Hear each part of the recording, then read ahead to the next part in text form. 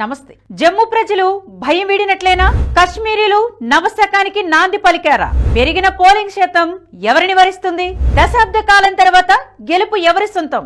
370 article రద్దు మీద జనాల తీర్పు ఎలా ఉంటుంది? చరిత్ర తిరగరాయాలని చూస్తున్న బీజేపీ వ్యూహం ఫలిస్తుందా?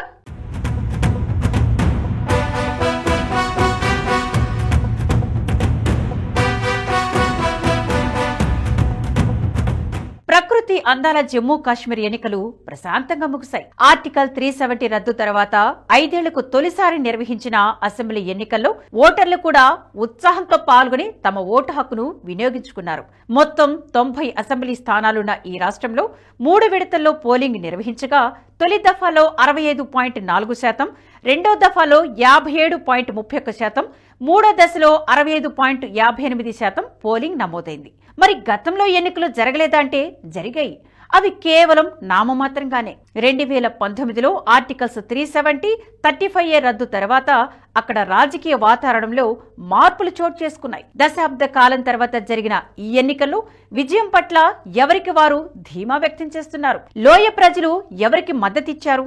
జమ్మూ ప్రజలు ఎవరికి పట్టం కట్టారనేది తెలియాల్సి ఉంది.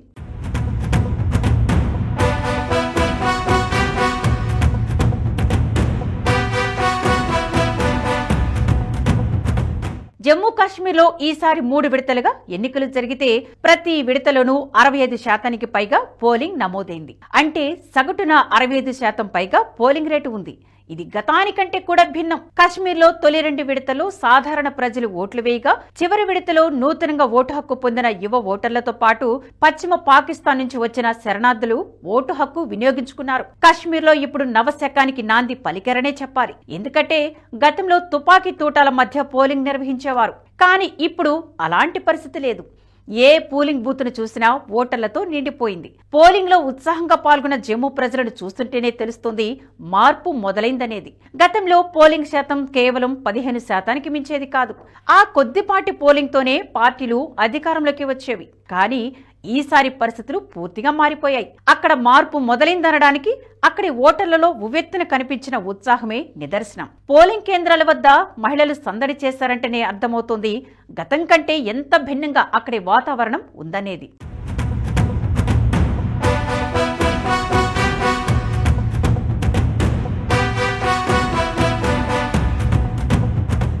దశాబ్ద కాలం తర్వాత జరిగిన ఎన్నికల్లో గెలుపుపై ఆయా పార్టీలు ఎవరికి వారు ధీమా వ్యక్తం చేస్తున్నారు. విజయం తమదేనని బీజేపీ, కాంగ్రెస్, ఎన్సీ కూటమి చెబుతుంటే తామే సత్తా చాటామంటోంది పీడీపీ.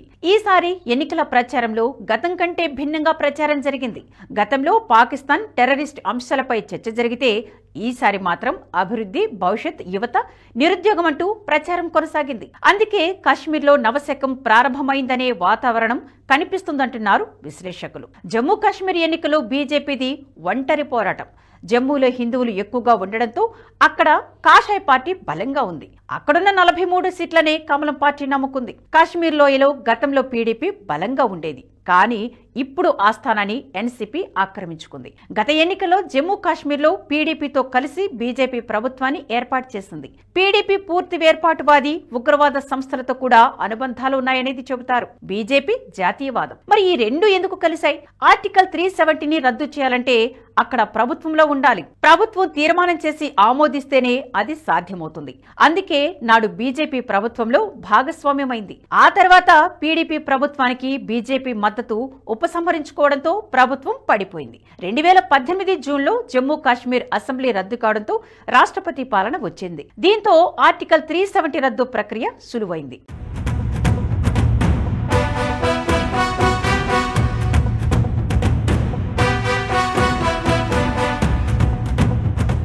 ఈసారి 370 ఆర్టికల్ రద్దు మీద జనాలు తీర్పు ఎలా ఉంటుందనేది ప్రజల చర్చ. అలాగే కాశ్మీర్ కు స్వయం ప్రతిపత్తి అవసరమా కాదా అనేది కూడా చర్చనీయాంశం. జమ్మూ కాశ్మీర్ లో పరిస్థితి మారడంతో ఫరూక్ అబ్దుల్లా, మెహబూబా ముఫ్తీకి గడ్డు పరిస్థితులు ఎదురయ్యాయని చెప్పొచ్చు. డీలిమిటేషన్ ప్రక్రియలో మొత్తం అసెంబ్లీ సీట్ల సంఖ్య 114 పెరిగింది. వీటిలో 24 సీట్లు పాకిస్తాన్ ఆక్రమిత కాశ్మీర్ పోకను ప్రాంతాల్లో ఉండగా మిగిలిన 90 సీట్లలో 43 సీట్లు జమ్మూలు, 47 సీట్లు కాశ్మీర్లో ఉన్నాయి. డీలిమిటేషన్ లో హిందువులు మెజారిటీగా ఉన్న జమ్మూలో సీట్ల సంఖ్య 37 నుంచి 43కు పెరిగాయి. కాశ్మీర్ లోయలో ఒక సీటు జోడించడంతో అక్కడ 46 నుంచి 47కు పెరిగింది. మొట్టమొదటిసారిగా ఈ ఎన్నికల్లో ఎస్సీ ఎస్టీల కోసం 16 స్థానాలు రిజర్వేషన్ కల్పించారు. దశాబ్దాలుగా ఉగ్రవాద కోరలో చిక్కుకున్న కాశ్మీర్ ప్రజలు ఇప్పుడిప్పుడే అభివృద్ధి వైపుగా మొగ్గు చూపుతున్నారు. తీవ్రవాదం, హింస, అశాంతి, ఆందోళనలు ఇలా ఎన్నిటినో కాశ్మీర్ ప్రజలు చూశారు. దశాబ్దాల తీవ్రవాదంతో విసిగిపోయిన కాశ్మీరీలు అభివృద్ధికే పట్టం కట్టారని చర్చ నడుస్తోంది. ప్రత్యేక ప్రతిపత్తి రద్దు తర్వాత జమ్మూ కాశ్మీర్ అద్భుతంగా ఎదిగిపోయిందని బీజేపీ చెబుతోంది. అభివృద్ధిని, ఉపాధి అవకాశాలను అందిపుచ్చుకునేందుకు కొత్త తరం సిద్ధంగా ఉంది.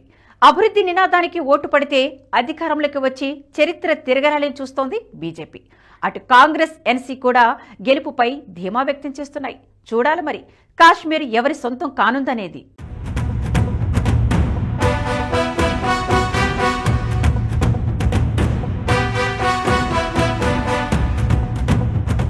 ఈ వీడియో మీకు నచ్చినట్టయితే లైక్ చేయండి, 10 మందికి షేర్ చేయండి. అలాగే కామెంట్ల రూపంలో మీ అభిప్రాయాలను మాతో పంచుకోండి. Nationalist hub group of channels ను సబ్స్క్రైబ్ చేసుకుని తెలుగునాట జాతీయవాద జర్నలిజాన్ని ప్రోత్సహించండి. ఈ వీడియో కింద ఉన్న బెల్ ఐకాన్ పై క్లిక్ చేయడం మర్చిపోవద్దు.